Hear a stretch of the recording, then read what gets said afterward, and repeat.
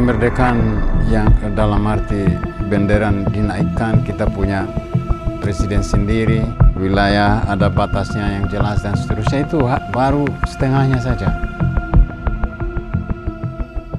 Banyak yang bilang Timor Leste miskin karena baru merdeka. Tapi tunggu dulu, apakah itu benar alasan utamanya? Atau ada kesalahan besar yang tidak pernah dibicarakan? Bayangkan dua negara kecil lahir hampir di kawasan yang sama. Yang satu berubah jadi pusat keuangan dunia, yang satu lagi masih tergantung pada minyak. Kenapa nasib mereka bisa sejauh ini berbeda?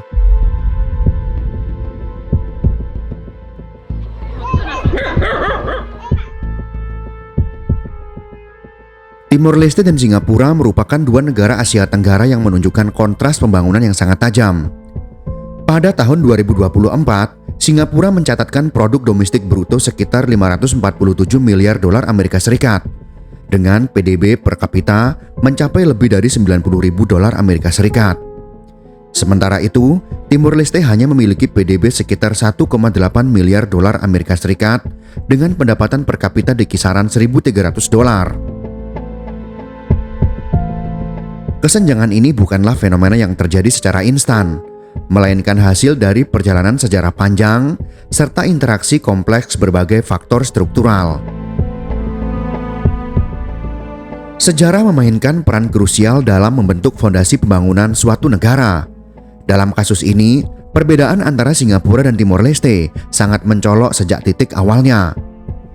Singapura sejak masa kolonial Inggris tidak hanya dijadikan wilayah jajahan, tetapi dikembangkan secara serius sebagai pusat perdagangan strategis di Asia Tenggara. Inggris membangun pelabuhan modern, jaringan logistik, serta sistem administrasi yang efisien untuk mendukung aktivitas perdagangan internasional. Selain itu, sistem hukum berbasis common law, tata kelola pemerintahan, dan lembaga pendidikan juga sudah ditanamkan jauh sebelum kemerdekaan pada tahun 1965. Artinya, ketika Singapura berdiri sebagai negara merdeka, ia tidak melalui dari nol, melainkan melanjutkan fondasi yang sudah relatif matang. Keuntungan lain yang sangat menentukan adalah stabilitas pasca kemerdekaan.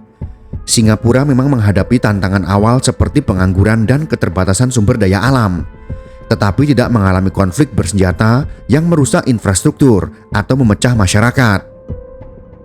Hal ini memungkinkan pemerintah untuk langsung fokus pada industrialisasi, investasi asing, dan pembangunan ekonomi jangka panjang, tanpa harus mengalokasikan energi besar untuk pemulihan konflik. Sebaliknya, perjalanan sejarah Timor Leste jauh lebih berat dan penuh disrupsi. Selama lebih dari 400 tahun di bawah kekuasaan Portugal, wilayah ini relatif terabaikan dibandingkan koloni lain.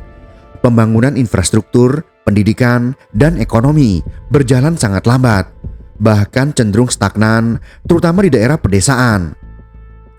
Akibatnya, ketika era kolonial berakhir, Timor Leste tidak memiliki fondasi ekonomi maupun institusi yang kuat untuk melanjutkan pembangunan secara mandiri.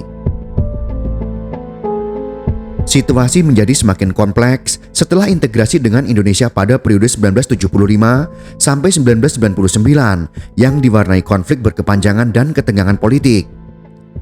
Alih-alih menjadi masa stabilisasi, periode ini justru meninggalkan luka sosial dan politik yang dalam. Puncaknya terjadi pada kekerasan pasca referendum pada tahun 1999 yang menghancurkan sekitar 70% infrastruktur negara, mulai dari jalan, gedung pemerintahan, hingga fasilitas publik penting seperti sekolah dan rumah sakit. Ini bukan sekedar kemunduran, tetapi semacam reset total bagi sebuah negara yang bahkan belum sepenuhnya berdiri.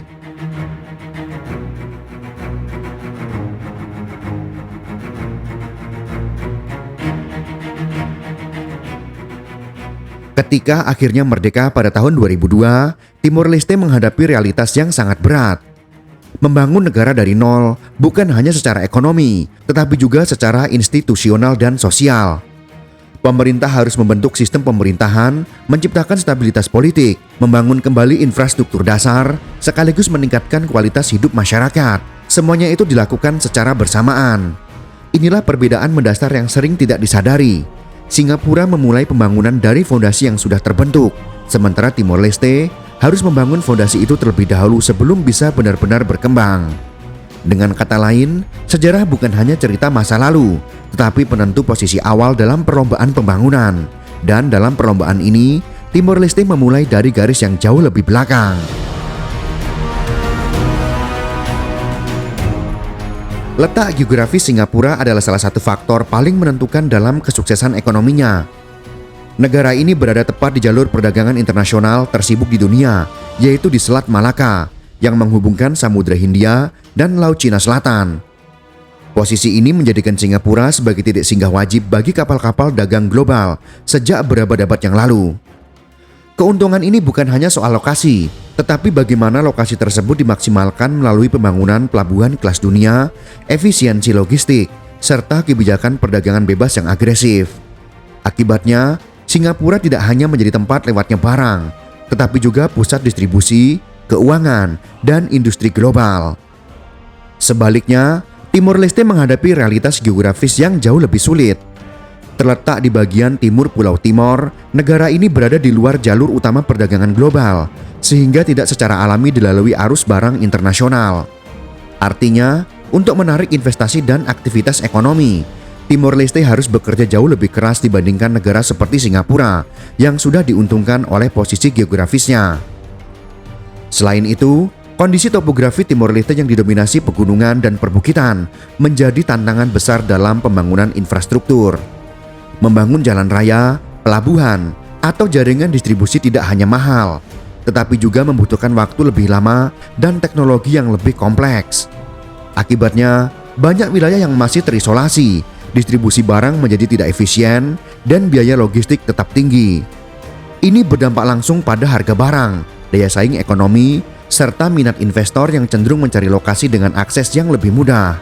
Dengan kata lain, jika Singapura didorong maju oleh keunggulan geografisnya, maka Timor Leste justru harus berjuang melawan keterbatasan geografisnya sendiri. Perbedaan ini bukan sekedar soal lokasi di peta, tetapi tentang bagaimana letak suatu negara bisa menjadi akselerator atau justru penghambat dalam proses pembangunan ekonomi jangka panjang. Pemerintah Timor Leste menyoroti mahalnya biaya logistik yang masih menjadi hambatan utama pertumbuhan ekonomi. Keberhasilan ekonomi Singapura tidak terjadi secara kebetulan, melainkan hasil dari strategi yang disiplin, terarah, dan berani beradaptasi dengan perubahan global. Pada awal kemerdekaannya, Singapura hanyalah negara kecil tanpa sumber daya alam. Namun, justru dari keterbatasan itu, lahir kebijakan yang fokus pada keterbukaan ekonomi, industrialisasi berbasis ekspor, serta pengembangan sektor bernilai tambah tinggi. Dalam beberapa dekade, Singapura berhasil bertransformasi dari sekedar pelabuhan dagang menjadi pusat manufaktur modern, lalu berkembang lagi menjadi pusat keuangan global dan inovasi teknologi. Sebaliknya, struktur ekonomi Timor Leste masih sangat rapuh karena ketergantungan yang tinggi pada sektor minyak dan gas. Sumber daya ini memang memberikan pemasukan besar dalam waktu singkat, tetapi sifatnya tidak stabil dan tidak berkelanjutan. Harga minyak dunia yang fluktuatif membuat pendapatan negara ikut naik turun secara drastis. Ini menciptakan ketidakpastian fiskal dan menyulitkan perencanaan pembangunan jangka panjang. Lebih jauh lagi, ketergantungan ini sering menimbulkan apa yang dikenal sebagai kutukan sumber daya, di mana suatu negara menjadi terlalu nyaman dengan pendapatan instan dari alam dan kurang terdorong untuk mengembangkan sektor lain. Akibatnya, sektor-sektor penting seperti industri manufaktur, pariwisata, dan jasa tidak berkembang optimal. Padahal, sektor-sektor inilah yang biasanya menciptakan lapangan kerja luas dan pertumbuhan ekonomi yang berkelanjutan. Di sisi lain, sektor pertanian yang menjadi tulang punggung kehidupan sebagian besar masyarakat Timor Leste masih menghadapi banyak kendala, mulai dari teknologi yang terbatas, akses pasar yang sulit, hingga produktivitas yang rendah. Tanpa modernisasi dan investasi serius, sektor ini sulit menjadi motor penggerak ekonomi nasional.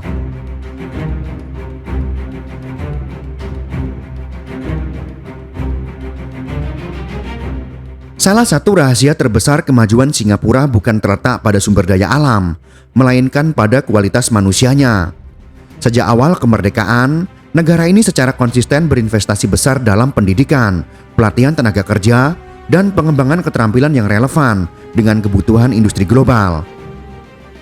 Hasilnya adalah tenaga kerja yang tidak hanya terdidik, tetapi juga produktif, disiplin, dan adaptif terhadap perubahan teknologi.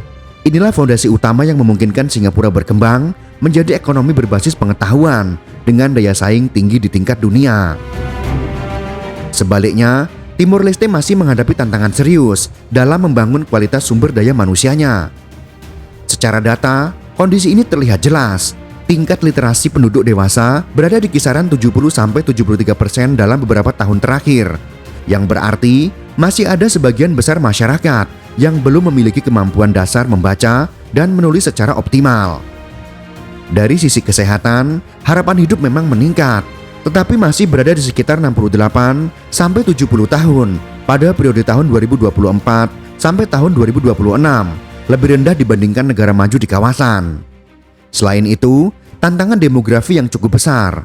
Populasi Timor Leste tergolong sangat muda dengan usia median sekitar 21-22 tahun. Ini sebenarnya peluang besar, tetapi juga bisa menjadi beban jika tidak diiringi dengan peningkatan kualitas pendidikan dan penciptaan lapangan kerja. Tanpa keterampilan yang memadai, tenaga kerja muda ini justru akan terjebak dalam sektor informal dengan produktivitas yang rendah.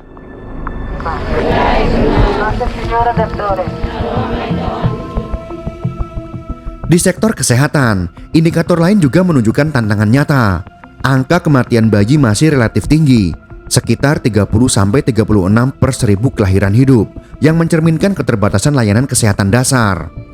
Kondisi ini berdampak langsung pada kualitas hidup masyarakat dan produktivitas jangka panjang.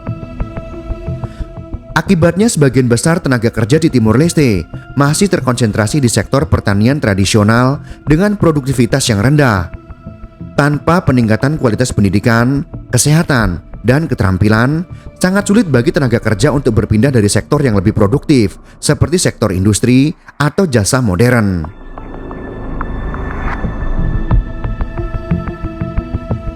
Salah satu faktor yang sering luput dibahas tetapi sangat menentukan adalah skala negara dan struktur demografinya. Singapura merupakan negara kota dengan luas wilayah sekitar 730 km persegi dan populasi sekitar 5,9 juta jiwa pada tahun 2024. Skala kecil ini justru menjadi keunggulan besar dalam pengelolaan negara. Pemerintah dapat merancang dan menerapkan kebijakan publik secara cepat, terintegrasi, dan efisien tanpa menghadapi hambatan geografis yang berarti.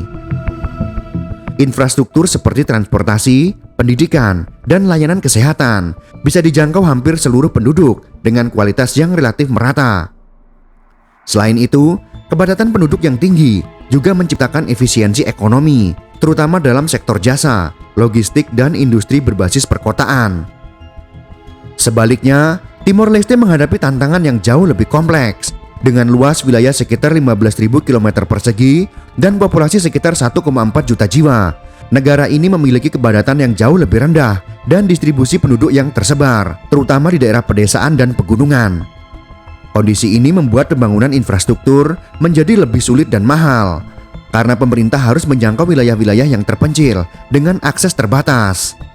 Selain itu, tingkat urbanisasi di Timor Leste masih relatif rendah, sehingga banyak masyarakat yang tinggal jauh dari pusat layanan publik seperti sekolah, rumah sakit, dan pusat ekonomi. Akibatnya terjadi ketimpangan akses yang cukup signifikan antara wilayah perkotaan dan wilayah pedesaan.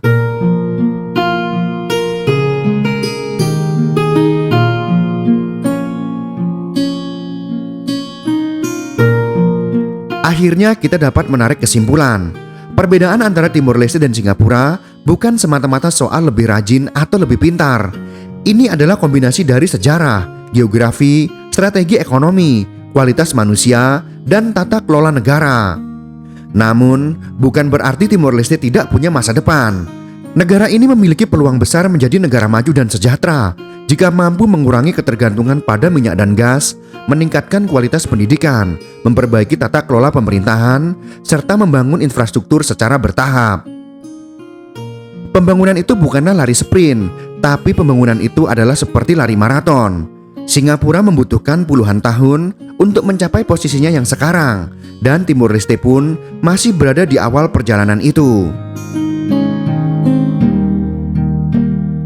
Jika kalian suka dengan video ini, silakan berikan jempol ke atas. Dan jika kalian menganggap video ini bermanfaat, maka bagikanlah untuk teman-teman Anda yang lain. Terima kasih sudah menonton.